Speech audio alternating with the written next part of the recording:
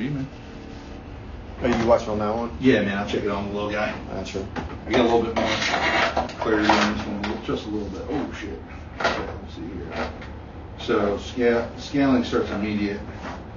We're dropping in. Everything looks like it's getting hung out right there in that first run of pipe. All right, let's see.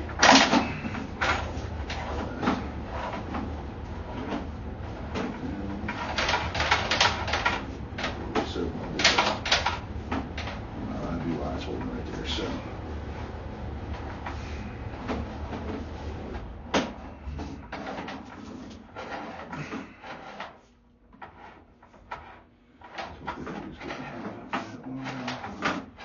So definitely a lot of pulling water in that line. It's hard to say if it would be a belly or if it would be just a scaling, stopping it up, you know what I mean? Kind of like catching all that waste that's going down and damming it. Definitely in that right as we get into this connection, it's definitely got it dammed up right there.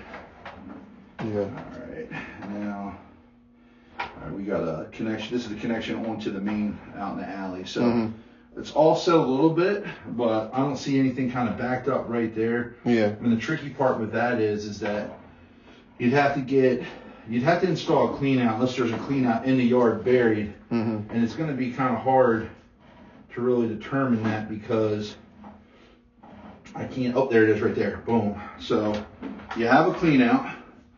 So we could. Where is it? How do you? Right on top of the pipe. Oh, right. Kind of like right in the middle on the top. Right here? That little U shape kind of outcropping right there. That's a clean out stack that's in the yard. So it's probably, if you don't see it out in the yard, it's more than likely buried on concrete, which ain't a bad thing because, I mean, you could always have it brought up and then basically break the ground up, put a clean out in, and then just raise it up so it's out of the ground. And that gives you the access for the city to get involved with that connection out in the alley. To be completely honest with you, man, I think you're the best recommendation I can give you to do this, because with the depth of the line, and I can just look at it now and tell that we're going to be deeper than 4 foot, of course, right? That poses the issue because anything deeper than 4 foot requires shoring boxes or some kind of fin form hydraulic press shoring to go in the ground so you can hand dig, and then you start getting into some really extreme costs. Okay. What I would recommend is trying to descale this with a Picote machine, and then after it's been descaled, see if we can get a liner down in or a spray liner. Okay. I don't know if you're familiar with that whole process. The spray liner would be like 3 coats of an epoxy spray down, essentially forms a PVC pipe inside of that pipe. The other side of it is like an inflatable bladder that goes down and then puts like a liner inside of it. Either one of those two options would probably be the best thing to do. Spray liner is nice for when you have a clean out because it doesn't block the clean out off and you don't have to do a reinstatement. Now, if you do the bladder, you have to do a reinstatement. So you'd have to dig that up, drill straight down to it, and kind of cut an access into that liner.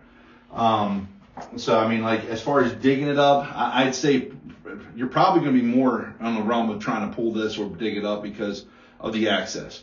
You'd have to have a company come out, try to get that wall down. We'd have to get a machine that could basically shrink, pull the tracks in, and hopefully try to make it down that alley. I don't see it happening. I don't even think that alley's but like maybe 6 to 8 feet wide. And the other side of it is, like I said, I think your best option would be to go with like a liner system on it, man. After scaling it. Yeah, after descale for sure, man.